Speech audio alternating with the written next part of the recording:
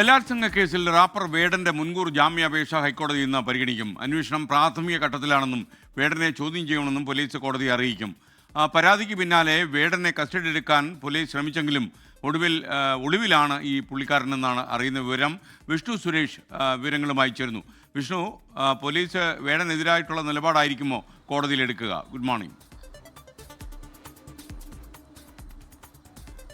Good morning. Police വേടന്റെ ജാമ്യ ഹർജിയെ എതിർക്കുമെന്നാണ് ലഭ്യമാകുന്ന വിവരം. കാരണം അന്വേഷണം പ്രാഥമിക ഘട്ടത്തിലാണ്.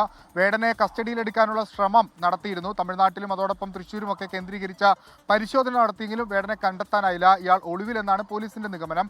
ഈ ഘട്ടത്തിൽ ജാമ്യം നൽകിയാൽ അത് അന്വേഷണത്തെ ബാധിക്കും എന്നാണ് പോലീസ് നിലപാട്. ആ പശ്ചാത്തലത്തിലാണ് ജാമ്യത്തെ എതിർക്കുന്നത്.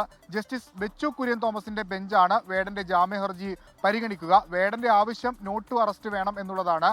പ്രത്യേകിച്ച് പരിപാടികളടക്കം നിൽക്കുന്ന സാഹചര്യമുണ്ട്. ഈ പരാതിയിൽ പറയുന്ന കാര്യങ്ങളൊക്കെ കെട്ടിച്ചമച്ചതാണ്, ഇതിൽ ഗൂഢാലോചനയുണ്ട് തുടങ്ങിയ വാദങ്ങളാണ് വേടൻ ഉന്നയിക്കുന്നത്. വേടനെ സംബന്ധിച്ച് ഇന്നത്തെ ദിവസം നിർണായകമാണ്. ഇന്ന് അറസ്റ്റ് തടഞ്ഞൊരു ഉത്തരവ് ഹൈക്കോടതിയുടെ ഭാഗത്തുനിന്ന് ഉണ്ടായില്ല എങ്കിൽ വേടന്റെ കസ്റ്റഡിയിലേക്ക് പോലീസ് ഉടൻ കടക്കും. അറസ്റ്റ് അടക്കമുള്ള നടപടിയിലേക്ക് കടക്കുമെന്നാണ് നമ്മൾ മനസ്സിലാക്കുന്നത്. രാവിലെ ഒരു 12 മണിയോടുകൂടി വേടന്റെ മുൻകൂർ ജാമ്യാപേക്ഷ ഹൈക്കോടതി പരിഗണിക്കും. വിഷ്ണു സുരേഷ്.